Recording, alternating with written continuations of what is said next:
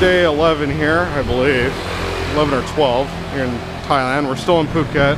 We're flying out today. We're flying to Ubon via Bangkok. We're getting some breakfast right now at a famous dim sum place, I believe. So as soon as we finish doing that, we're going to the famous Phuket Baan Teelanka, or the famous upside down house. It should be pretty awesome to see everything that's upside down. I think I saw something similar to it in Okayama, Japan, but I'm quite curious to see the differences, to be able to contrast them. I'll check back in once we get to the restaurant.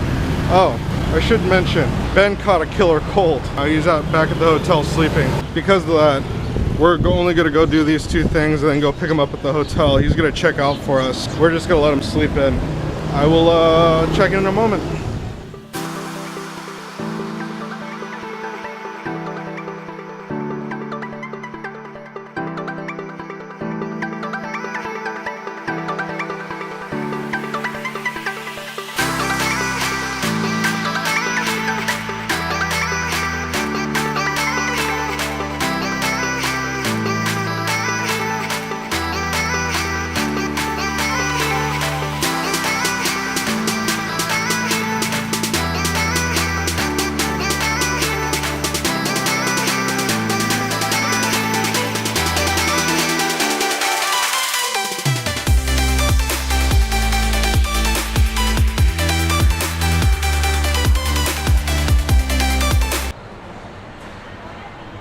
So, we've come to the only thing that we're doing today here in Phuket, called Baan Teelanka, or the upside down house. I'll have to get some photos of the outside going for you, or some video rather, but everything in the house is upside down. So, like, there's a suitcase. The lights are upside down, although technically you could invert lights. You can kind of see how the roof comes in on both sides there, and the windows are kind of backwards. It's hard to see from the inside. It's a lot easier to see from the outside. Oh.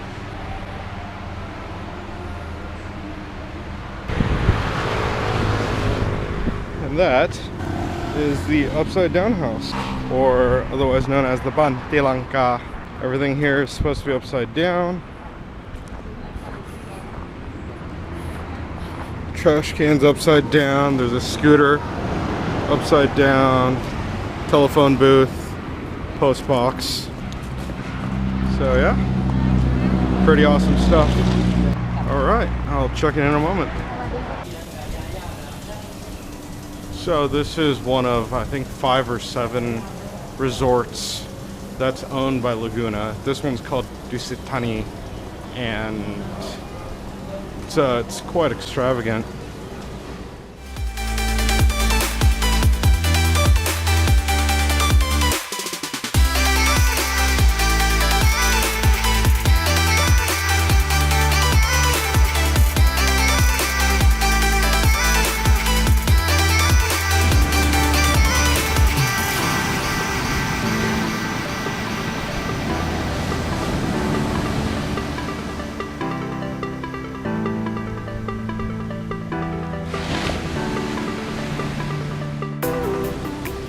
So we are at the next one. It's called Angsana.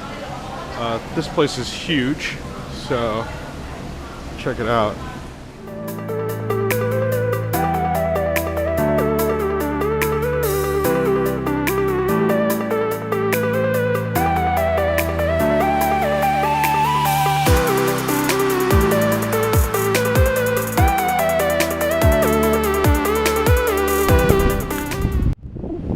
So there's actually a boat ride that goes to all resorts. I guess I shouldn't say it goes to all of them. It makes it so that it's easy to get from one resort to another. Now that I say that, it also brings you to like a bus stop, so where they have a free shuttle service that goes from one resort to the next if they can't get to it by boat. In total, I believe the boat ride and everything if you just want to go and stop at every stop, is about 45 minutes long. So that's pretty amazing to know how big this resort is. I have to say I'm lucky that that my cousin has invested in this place and I get to take advantage of it like this. I don't have that much time, so definitely going to just do a quick glance around and then turn around, get back to the car, go to the next one maybe, or we have to go to the airport because our flight is in about 2.5 hours. We'll see.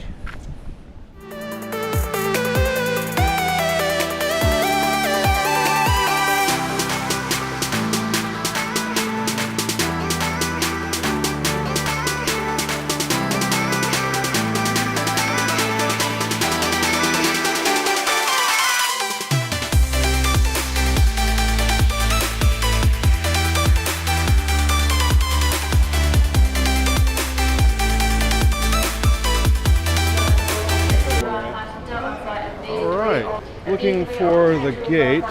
We're at gate 6, right? Yeah.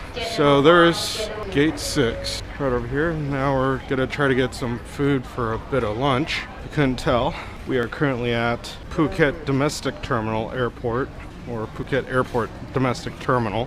All right, well, it's not as bad as I thought it was going to be. It's always nice. Oh, they have a Dairy Queen here. Slim pickings for food. So we're gonna go ahead and grab something and eat. Alright. So yeah, we'll figure out what we're gonna eat and then I'll check back in. Alright, so we are back in Bangkok. Our flight was delayed. I don't know if that was in the last recording or not, but it was delayed by about 20 minutes. So we're kind of worried if we're gonna make our next flight or not. But I think we put a plenty big buffer in order to complete that flight without any issue. I just slept the whole time, so I'm not really all that worried. I'm probably gonna sleep the whole time on this next leg of the trip as well. We were supposed to eat a lunch or early dinner, late lunch here in Bangkok, but because of the delay, we might not be able to, which means that when we land in Ubon, we have to get some food because our first agenda item is actually to go see this temple that you're supposed to go see at night. Because we're supposed to go see this temple at night, we have to drive immediately from the airport all the way to this temple. And by the time we get home or to the hotel where we're staying, it's gonna be quite late.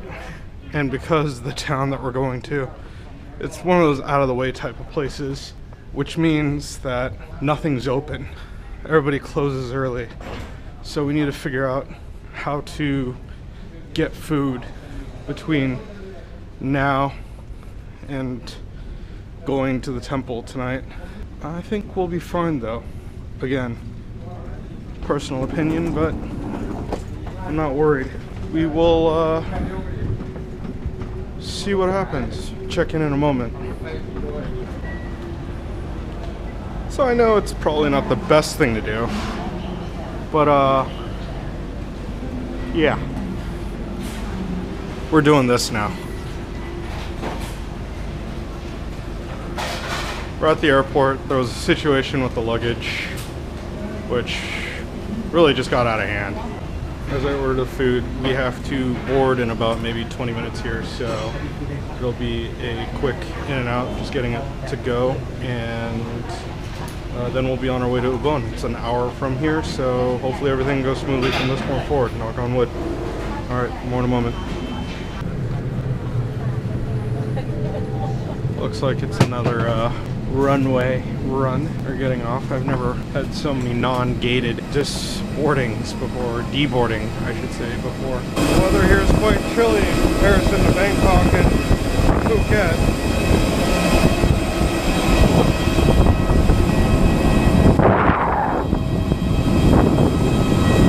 As you can see, everybody is literally deboarding the plane.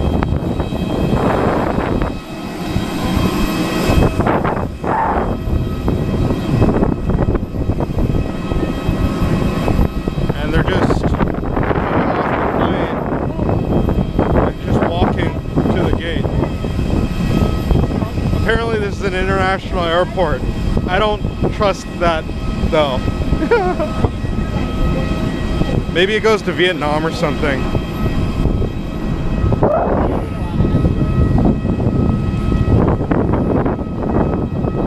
I guess you can't see the logo. It's right underneath the light. I can't make it out on the GoPro, but it does say International Airport.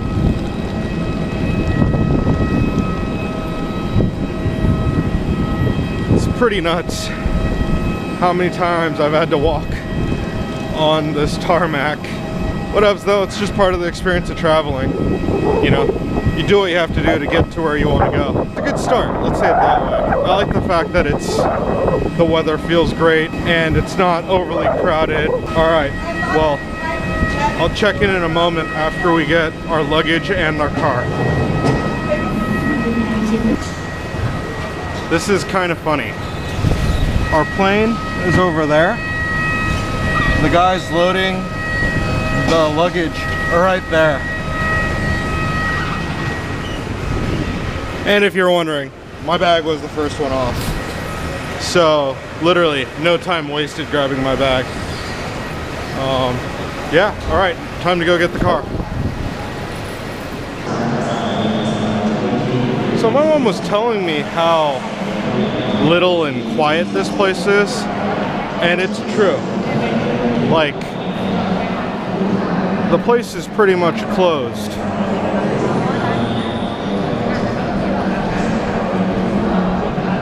All the stores are closed. Everything is closed. All the shutters are down. People are shutting down for the night. And it's not even really all that much past, I think like 7 o'clock right now. So their latest flight coming in looks like it comes in at 9:15. I just looked on the board. Need to find the rental car. I don't see the rental car. Oh, yep, my mom says it's outside. So it's actually not in the airport. We're not coming back here, so this is just a quick glimpse of what the Ubon Ratchathani airport looks like on the inside. It doesn't look antiquated. It looks brand new, actually. So it's definitely okay to fly into. I would say you're probably only gonna find like 2 airlines that actually fly here, though. Oh yeah, look at this.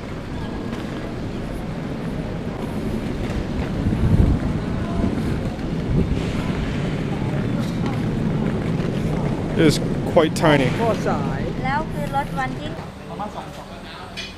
Alright, so we're about maybe 10 minutes out of the airport and we're grabbing some street food. You know, big surprise. Nothing's open around here. So we were lucky that we were even able to find this. We stopped by 7-Eleven to grab drinks and then we found out that this place was open. Actually, we stopped by a Tesco Lotus, which is similar to America's Costco.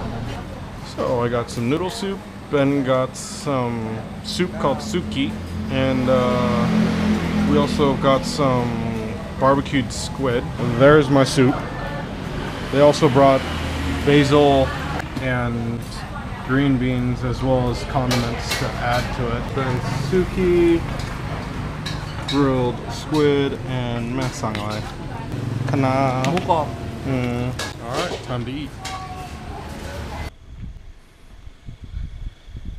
So, I don't know how much you could actually see. We've landed at Ubon and we've come to a temple that's supposed to be lit at night. Unfortunately, we're here really late. So, that's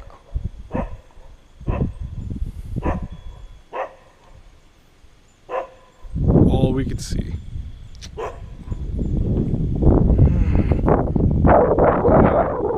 There's definitely not enough light to actually see it, and they turn off the lights at 9.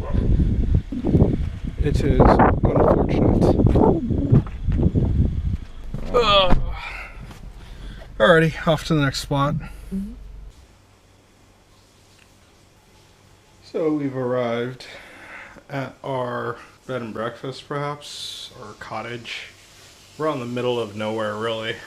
And we're staying in a very log cabin looking type place. The walls are actually paper thin, and I'm sure that everybody around me, whether they're below, to my right or to my left, could hear can hear me. There's no one above us, so that's unlikely, right? But yeah, so here's the room. This time it's quite conservative, I would say. There is the power box in case we need to change the air conditioning or turn off all the electricity in our room. The bathroom is right there. And the 2 beds, air conditioner, a fan, window to the outside, door to the outside. They have one of these that's the doorknob. So you can't really see anything outside because it's like 10:30, 11 o'clock at night. And yeah, that's the room. Okay. And let me just show you a couple of them. This is the bathroom. It is a wet room. So everything in there is wet. Toilet, wet. There's the shower head right there with the water heater. And so, yeah. But that's the room in a nutshell. I'll show you the outside tomorrow when we get up. We're actually getting up quite early and checking out quite early because we're only here for one night, so it doesn't really matter what the room looks like. It's just a place to put your head down. Alright, check back in later.